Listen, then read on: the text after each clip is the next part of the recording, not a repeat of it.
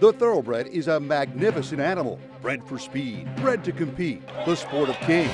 Wow, West Coast has it by 6. It's the all-new Let's Go Racing from Parks Casino and Racetrack. It's action-packed and fun for the entire family. 3 of them are right together with 1 furlong to go. Let's Go Racing is brought to you by the Pennsylvania Thoroughbred Horsemen's Association. It's fun to see them run. Welcome to Let's Go Racing. I'm Danny Gibson here joining you with Dick Girardi, and we're coming to you from Parks Racing, here to bring you all the latest in horse racing and news from around the country. On today's show, the stakes action kept us on the edge of our seats last week as things heated up at the fairgrounds in the Grade 3 LeCompte and Louisiana, and our fillies taking center stage in the Silver Bullet Day, and Parks horses taking their shot in the Jazzle and Busanda Stakes at Aqueduct. And of course, we didn't have any local racing here to bring you at Parks on Monday, right. But it was pretty hot down in Louisiana. It was hot in Louisiana. They unfortunately canceled on Monday. As everybody knows, we tape on Tuesday, so we can get it out to you guys today. Absolutely. Well, let's jump right in to 3-year-olds on the Kentucky Derby Trail down at Fairgrounds. It's the Grade 3 LeCompte Stakes, $200,000. They're going 1 mile and 16th. And favorite is Papa Cap for trainer Mark Cassey, gets 3-2 against Joe Bravo. Yeah, most recently seen when second in the Breeders' Cup Juvenile to Corniche, the horse who cannot be named at this point. Corniche will be the 2-year-old champion, but of course has no Derby points. Papa Cap has some Derby points. Coming off the layoff for Mark Cassey. And our second choice is Epicenter for Steve Asmussen, who had a great day down there with Joel Rosario. He did have a great day, had a great year. He most recently won the Gun Runner, interestingly, on the 26th of December, the day after Christmas, impressively at the Fairgrounds. Here's our man, John Dooley, with the call of the Grade 3 LeCompte Stakes. The opening quarter in 23.40 seconds with Joel Rosario. Epicenter has the speed to lead. It's Epicenter, tracked by Surfer Dude, and Blue Kentucky is posted wide. Papa Cap making progress toward the rail. Trafalgar is in 5th as they head toward the half mile, and Cyberknife is 6th on the far outside, some 5 lengths off the leader as they go toward the far turn. Epicenter continues out in front, then Unified Report. Call Me Midnight leads 1. That's Presidential, who remains last. The half mile for Epicenter, 47.01 seconds. It's Epicenter's lead at the 2.5 from Surfer Dude. Toward the inside, here's Papa Cap, and Papa Cap now starts a bid. Blue Kentucky is wide. Trafalgar, Call Me Midnight, Unified Report, Presidential last. They're into the stretch. 3/4 in 1 minute 12.16 seconds. They're coming down toward the final furlong in the LeCompte, and it's Epicenter, tackled up the inside by Trafalgar as they come in. Papa Cap is toward the inside. Trafalgar's now 3rd. Late bid by Call Me Midnight, who's charging hard on the outside. It's Epicenter, Papa Cap the rail, and here's Call Me Midnight on the outside. Photo finish in the LeCompte. Called Me Midnight flying on the outside for Keith DeSormo and James Graham at a whopping 25-1. Yeah, I'm not sure I could have come up with this horse, Danny, No. off his dreadful race in the Kentucky Jockey Club. Keith DeSormo said afterwards, he said, I just came back too soon in 2 weeks. Well, this horse is ready this time. 88 buyer, going to have to improve. Looks like the top 3 will all come back in the Risen Star on February 19th. Yeah, I'm looking forward to seeing all them. They all deserve to be there. And Keith DeSormo very candid in saying, hey, James Graham did a great job judging the pace of this race. No, he sure they were did. going really fast up front, and he came down with those whopping strides. It's set up nicely, and by the way, talking Derby, the second Derby future poll was put out by Churchill Downs over the weekend. The field, like all other horses not named, is 9-5. The actual horse favorite, trained by Kenny McPeek, Smile Happy at 8-1. Second, Tiz the Bomb at 10-1. Also Kenny McPeek, not listed, Corniche, and I think everybody understands why. Yeah, well, definitely shaping up, and looking forward to seeing these top 3, even the top 4 finishers, including Trafalgar, come back in the Risen Star. That's the next leg down at Louisiana. And then we go on to the Louisiana Derby, and then the next thing you know, Danny and I will be in Kentucky. Speaking of the Kentucky Derby, we've got to talk about a local horse, trainer Freddie Velasquez. He's in our Parks Racing Hall of Fame. He's got a very promising 3-year-old, smarting up. He's going to be running in the Withers up at Aqueduct next weekend, and we were able to catch up with with him. We're going to do it on next week's show, but very exciting for him. It is very exciting. A week from today, Freddie and the Withers. Well, we know that horse likes Aqueduct. We look forward to big things from him. Check it out on next week's show, our feature with Freddie Velasquez on Smarten Up. Well, it's time for Dick and I to head to our first break. When we come back, we're going to dive into more stakes action and our national coverage. Stick around. Let's Go Racing. We'll be right back. Mandaloon tracks Midnight Bourbon as they round the far turn. Looking to join the thrill and excitement of thoroughbred racehorse ownership? Pewter Stable can get you started. With more than 25 years of experience under the leadership of Greg and Kate DeMasi, Pewter Stable is one of the industry's leaders in racing partnerships, winning hundreds of races and millions of dollars at racetracks all over the Mid-Atlantic, including New York. No markup, no management fees makes our partnerships unique and affordable. We are Pewter Stable.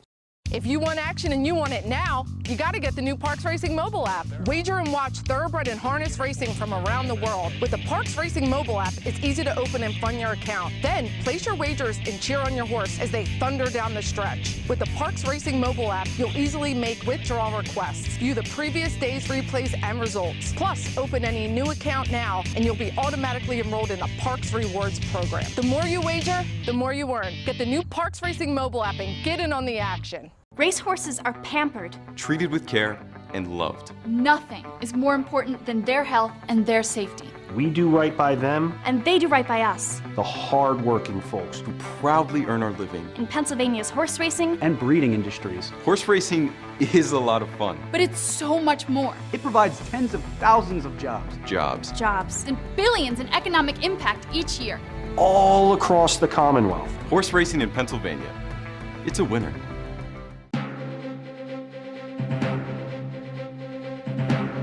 Welcome back to Let's Go Racing. Our national coverage is brought to you by the Chapman Auto Group. If their emblem's not on the back of your car or truck, well, you did pay too much. We're going to start up at Aqueduct. It was on Sunday, the $100,000 Jazzle Stakes going 1.1 miles. And our favorite is going to be number 5, Core Convictions for Chad Brown at even money, gets Jose Ortiz. It's won 2 in a row, both impressively, and it is that combination. And this just happens to be Son of American Firm. Fast horse right there. And our second choice is First Constitution at 5-2 for trainer Todd Pletcher, gets Jose Lozcano flashing. Yeah, Todd, this horse hasn't won for Todd. Came up from Chile, but it's getting closer every time. And we got 2 Parks horses in here. YY Paul Y, who's had a great 2021, and how about Forewarned? Back to the scene of the 44-1 crime, where he upset him in the Queens County for the 42-1, excuse me, for our man Uriah St. Louis. Absolutely. Jockey Dexter Haddock making the trip up Aqueduct for this. Well, here's the call of the $100,000 Jazzle Stakes. First Constitution by 3/4 of a length over Core Conviction. The half was sharp, 46 3/5 seconds. A break of 4 to YY Paul Y. Another 4 to 12-Volt Man. Forewarned is the trailer. They head for the far turn. Positions unchanged as First Constitution continues to lead here over Core Conviction. First Constitution now gets away to lead by 3. Core Conviction is dropping back. YY Paul Y moving up on the outside. Farther back, 12-Volt Man, and Forewarned is still the trailer. 3/4 and 110. They're at the quarter pole. It is First Constitution with the lead. YY Paul Y has moved into second. Core Conviction has dropped out of it. They passed the 3/16 pole. It is First Constitution on top here by a half dozen lengths. YY Paul Y in second with 12-Volt Man in third. And it is First Constitution who will be first in the Jazzle Stakes.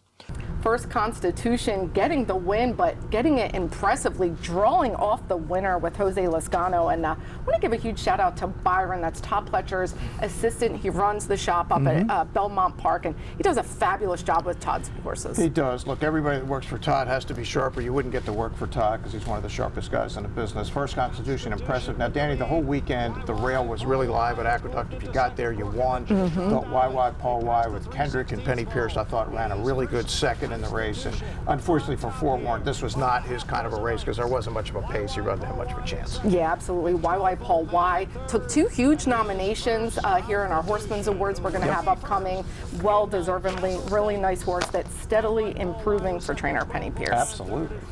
Well, we're going to stick at Aqueduct. It was the Busanda Stakes, a 1.125 for 3-year-old fillies, and our favorite is the number 1 Magic Circle at even money for Rudy Rodriguez. Jose Ortiz are another favorite. Yeah, on paper, she looks like the best horse. She has the rail, she has speed, she has Jose Ortiz.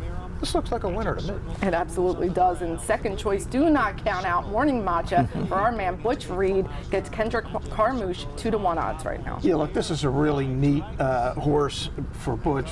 By a New York sire, but a PA bred. And her problem in this spot was, Danny, that she just had the wrong running style, but she's a neat horse. Here's the call of the Busanda Stakes. As the field heads for the backstretch, it is the even money favorite Magic Circle who has the lead here by 1.25 lengths, and the opening quarter mile went in 24-1. Rosebug in second now by 1.5 lengths, with Waters of Miram next in third, 3.5 lengths back to Reigning Chick, another 3 to Morning Matcha, and then Game Stonks as the field continues up the backstretch, with Magic Circle setting the pace and leading here by 1 length. Rosebug in second, half mile went in 48-1. And the 3-year-old fillies continue along here with Magic Circle on top. Magic Circle 3/4 of a length. Rosebug on the outside is second by 3 lengths. Waters of Miram is in third. Then Reigning Chick, followed by Morning Matcha. And farther back in the field is Game Stonks. It is Magic Circle who has been in control right from the start, leads by 1.5 lengths. Rosebug in second. Morning Matcha now gaining some ground and is up into third as they hit the quarter pole. Magic Circle has opened up on the field now. Magic Circle has built a 4-length lead. Morning Matcha on the outside takes second. It is Magic Circle with a commanding lead and 1/8 of a mile to the finish. Morning Matcha is in second.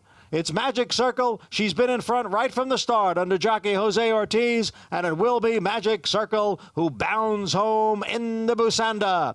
Magic Circle and jockey Jose Ortiz getting the win. I mean, there was a lot of bumping going on at the beginning of this race. Did that affect the outcome? You don't know. Yeah, don't know, but obviously Magic Circle had everything going. We mentioned the inside, the rail was gold, speed was good. Thought Morning Matcha ran a great race under the circumstances. If she ever gets a hot pace to run at in one of these New York Stallion Series races where they fill up a crazy amount of money, even though she's a PA bred, she can run, they're going to win a lot of money with her before the year's out. Definitely, and Jose Ortiz made the big announcement he was going to stay in New York, but he's heading back to Florida. That didn't last long with the cold. Yeah, I think that was it. He woke up one day and it was 7 degrees. His brother called him and said, "Yo, man, it's 75 here in South Florida." He says, "I'm out of here." Can't say I blame him, but I'm warm here with my gloves and hat, so I'm certainly not complaining. Well, we're going to head down to the fairgrounds where it's definitely warmer temperatures. It's the Grade 3 Louisiana, the big matchup of 2 big horses, $150,000 going 1 mile and 1/16. And our favorite is Mandaloon for Juddmonte Farms, Brad Cox and Florent Drew. Yeah, I haven't seen Mandaloon since he finished second, but was moved up to first when Hot Rod Charlie was DQ'd in the Haskell. Was second in the Kentucky Derby, may yet be the Kentucky Derby winner. Who knows when that'll be adjudicated, but had a great 2021. It just didn't, it ended too soon, but he's back and he looks to have a big year in 2022. He certainly does, and don't count out the hard-knocking Midnight Bourbon, second choice at 6-5 for Steve Asmussen. Gets Joel Rosario, who is just had an incredible 2021, and 2022's shaping up to be just as good. Yeah, I think Joel's going to be the Eclipse Award winner, and he and Steve kind of hooked up toward the end of last year. And man, when they got together, they won a lot of big races. Mandaloon might have been the hardest luck horse of the year. He ran hard every time. He just kept running second to Rombauer and Hot Rod Charlie and Essential Quality and all these really good horses. You could almost make a case that Midnight Bourbon might like to hang a little bit. We'll see. This is certainly looking like a match race. Well, here's the call of the Grade 3 Louisiana. The opening quarter for Midnight Bourbon. 24.39 seconds. Midnight Bourbon dictates the stakes. Leads Sprawl, who's now gained second, as Florent Drew has Mandaloon third at the rail, and they have just inside 5 furlongs to run. Pirates Punch is next in fourth, with toward the inside Warrant in fifth, and Spa City trails. It's 10 lengths from leader to last. and Midnight Bourbon takes them to a half mile from home. The half mile for Midnight Bourbon in 48.25 seconds at the 3.5 as Mandaloun tracks Midnight Bourbon as they round the far turn with Sprawl in third. A break of 5 more to Warrant in fourth. Pirates Punch is dropped back in Spa City as these leaders come toward the top of the stretch. It's Midnight Bourbon as Mandaloun is poised on the outside as they come past the quarter pole. 3/4 in 1 minute 12.23 seconds. Mandaloun and Midnight Bourbon as the Millionaires match strides with 1 furlong to go here at the fairgrounds. And Mandaloun has a slight lead from a battling Midnight Bourbon. Then toward the inside is Warrant in third. Sprawl is fourth. Mandaloun and Midnight Bourbon battle to the line. Mandaloun and the Louisiana Stakes over Midnight Bourbon. Mandaloun getting the win with jockey Florent Giroux, and he's a bigger, stronger horse, Florent Giroux said, and it was the matchup we were expecting with him and Midnight Bourbon, and I think both horses really threw down and gave it their all. No question, 106 buyer, that's a career top for Mandaloun. Not quite as fast as Midnight Bourbon ran in the PA Derby, but really good race. Looks like we're going to see both of them, Danny, February 26th, $20 million Saudi Cup. What do you think it is with Midnight Bourbon? Do you think that it's just he looks, I think he's always headed at the stretch. He's always in a dogfight, and I don't know if he's necessarily hanging to get second, but I think he's just running against horses that are like that much faster, and eventually the circumstance is going to work in his behavior, in his favor. But yeah, it's weird because he's only got the 2 wins in his career with now 6 seconds, but you know what? He's winning a lot of money. Oh, a useful horse, and a horse I'd love to own and get all those seconds yes, with. Indeed. Well, we have another national coverage race for you today. We're going to stick at the fairgrounds. It's the Silver Bullet Day Stakes, $150,000 for 3-year-old fillies. Some of these fillies we might see on the Kentucky Oaks Trail, going 1 mile and 70 yards, a distance very familiar here at Parks. And our favorite is La Crête for Steve Asmussen, Joel Rosario, that team again. And this filly is by Medaglia d'Oro out of Cavorting, and if that sounds familiar, Cavorting won 2 million on the track. And Cavorting is the dam of our cotillion winner, Clariere. Oh, she certainly is. I loved her, trained by Kira McLaughlin, who's now the agent for Luis Saez, and some famous bloodlines right there. Indeed, and Stone Street, of course, Clariere owns this filly as well. Love those yellow and maroon silks. Sweet as Pie gets our second choice for Top Pletcher, who's at the fairgrounds, 2-1, Florent Giroux. Another Tappet, running well. They seem to run well, wherever they go. Well, here is the call of the Silver Bullet Stakes, our 3-year-old fillies. The opening quarter as they go up the back of the track in 24.50 seconds with Joel Rosario. It's La Crête. So La Crête leads the sextet as they head toward the half-mile pole, leads by a length and a half to Fanny and Freddie, who's running second by 4. And then Sweet as Pie, Burner Breezy against the rail, with Candy Raid still in 5th, and at long odds, Miss Trimita remains last of the 6. It's La Crête, 3/4 length to Fanny and Freddie, who's been close up for Colby Hernandez. A half mile for La Crête in 48.79 seconds. They round the far turn. La Crête with on the outside. Right there on the outside as they come toward the quarter pole, Fanny and Freddie. Fanny and Freddie now to take on La Crête as they come toward the top of the stretch. Then Sweet as Pie being asked to gain. Burner Breezy, Candy Raid, and Miss Trimita is last as these fillies straighten past the quarter pole. It's Fanny and Freddie, and Fanny and Freddie has wrested a short lead from La Crête with 1.5 furlongs to go. Then toward the inside is Burner Breezy, who's charging hard. Sweet as Pie, Candy Raid, and Miss Trimita. They come past the 16th. It's a short lead for Fanny and Freddie from La Crête, who fights all the way down toward the line. La Crête's come back. Back in front is La Crête. La Crête. La Crête and Joel Rosario getting the win. I mean, you thought she was beat by Fanny and Freddie, who was ahead of her. It had set a half length in the chart. It almost looked like 3/4 of a length, but she digs right back in, all that heart. Love to see that. No, it's not often you see a horse in front, get past, come again, win by a length.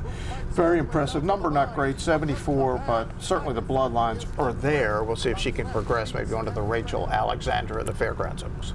She's going to have to show more and go a little longer, but a promising filly for Stone Street. Well, we're going to head to another break. When we come back, we're going to have our race recap and our jockey and trainer of the week. We'll be right back after this break. Turning for Home is a nonprofit that has provided nearly 2,800 former racehorses with a safe retirement. The program was created through the foresight of the Pennsylvania Thoroughbred Horsemen's Association. We all love animals, and to give back to something that helps us so much, it's a great thing. Responding to the need for a better system that addressed the uncertain future for the retiring equine population at Parks Racing, the PTHA rallied horsemen to support the program. These horses can do anything from hunter jumpers to western to therapeutic riding. Turning for Home became the first on-track retirement program at a year-round racetrack. We want to make sure that our horses that have run so well for us over the years get the great opportunity to get a new vocation. Out of everything that we've done in Pennsylvania for racing, I think that's the thing we can be most proud of. If you would like to help these amazing animals find a great second career and forever home, please give us a call or contact us at turningforhome.org.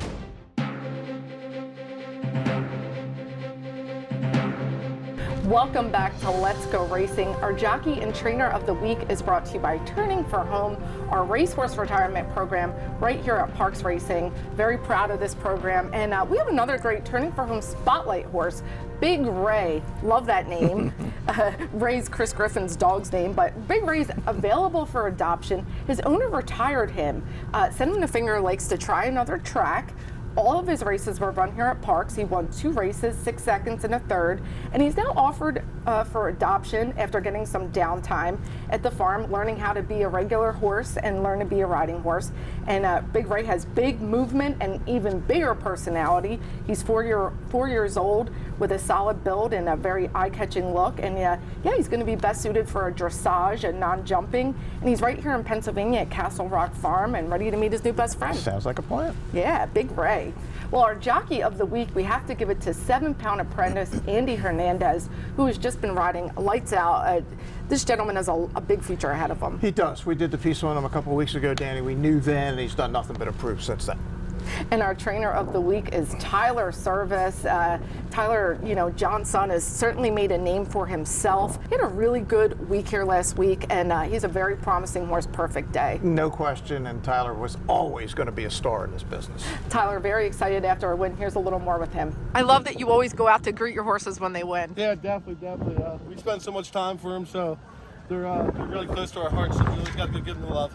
Always nice to see Tyler, and Perfect Day, a perfect 2 for 2, very nice horse on his hands there. Well, it's time for a race recap brought to you by the Pewter Stable. Check them out at pewterstable.com, a great partnership group. Become an owner with them today. We're going to head to Oak Lawn Park. It's the American Beauty, $150,000. Fillies and mares sprinting 6 furlongs, and I was literally screaming at the TV during this race for my girl, Miss Mosaic. Yeah, good time to be screaming for Miss Mosaic. This is going to be the final race of her career. They're going to send her off to get bred, and she's going to just get up at the end here, Danny, to win it by a neck. It's 7-1 for Ben Colburn.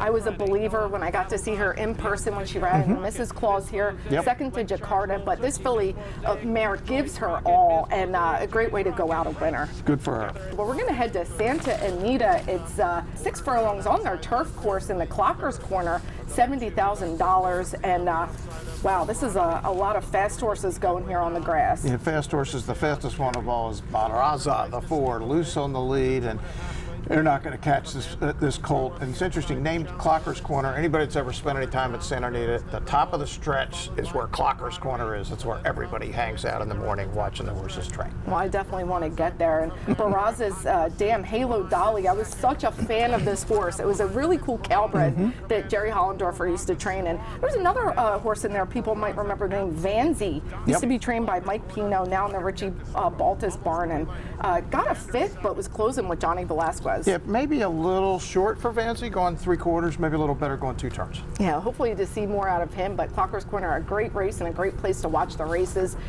It's time for Eye on Racing, and it's a big, big day here in horse racing. It's Pegasus World Cup day. The matchup between Life is Good and Nick's Go in his final performance on the track. It's at Gulfstream. It's a Grade 1, $3 million race. Who do you think? Well, we've been waiting for this since the Breeders' Cup when both trainers said we're pointing for this. I got, boy, can this really happen? because they both have the same running style. They're both incredibly fast. Something's got to give here. This could go all kinds of ways. If one of them gets loose in the lead, that horse will probably win. If they battle and go 22-45, maybe some crazy horse wins. But I'm looking forward to seeing how it goes. I don't know which is faster early. I suspect its Life is Good, but I never would knock Nick's Go. And I've watched them both work coming up to the race. They're both in peak shape. This is going to be terrific. It is. I don't want to see anybody lose, but like you said, something crazy could happen. You could see Chess Chief or one of those horses pick up the pieces if the pace is extremely hot and suicidal. If they just go try to beat each other, they might beat each other and get each other out of the race. So Absolutely. We'll see. Well, and they also are going to have another $1 million race in the Pegasus World Cup. We'll see Colonel Liam make his return, and they have one for the fillies and mares on the turf this year. Yeah, it's always a great card down at Gulfstream. I'm looking forward to it. We got the Southwest at Oaklawn Park coming up for the 3-year-olds, whole bunch coming in from California. That'll be a good race, and that's a lot more money this year. That's $750 because they have so much money at Oaklawn. They're just trying to give it away. Yeah, and the Grade 2 San Vicente at Santa Anita. So a lot of these 3-year-olds, we're going to see these Kentucky Derby taking shape and a leader emerge. Yeah, we're still waiting on Corniche. Of course, we're not only waiting on Corniche, we're waiting on to see what is going to happen with Baffert. Can he run his horses? Will they get points? Will they ever hold a hearing in Kentucky? We don't know the answer to any of those Well, things. there's going to be some snow here in the area today, so if you want to come hang out with me at Parks at the simulcast, come down with us or use the Parks Racing mobile app. But it's time for us to head to our final break. When we come back, news and notes. Did you know absolutely no taxpayer dollars support the Pennsylvania horse racing industry? In fact, racing generates $1.6 billion that pays taxes, creates jobs, and more, right here in Pennsylvania. He's a winner. He's a champion. He's an icon. He's a legend. And now he's back in Pennsylvania. Smarty Jones, Kentucky Derby winner, Preakness Stakes winner, standing at Equistar in Annville, Pennsylvania. The quintessential Pennsylvania bred has returned. Smarty Jones is back home. Please call Rodney Eckenrode or visit EquistarTrainingAndBreeding.com. Here in Pennsylvania, we're proud of our breeding program, the best in North America. But we're also proud to be leaders in this industry. The PA Horse Breeders Association is funding cutting-edge research at Penn Vet to detect gene doping in thoroughbreds. And we endorsed the SAFE Act to help end the slaughter of American horses. Plus, we're pleased to support the aftercare programs set up by our horsemen's groups. Just a few of the reasons why you should join us in Pennsylvania, the premier place to breed and race. Did you know the Pennsylvania horse racing industry provides health care and pensions for thousands of workers who in turn spend their income supporting local communities? And we do it with zero tax dollars while creating tens of thousands of jobs.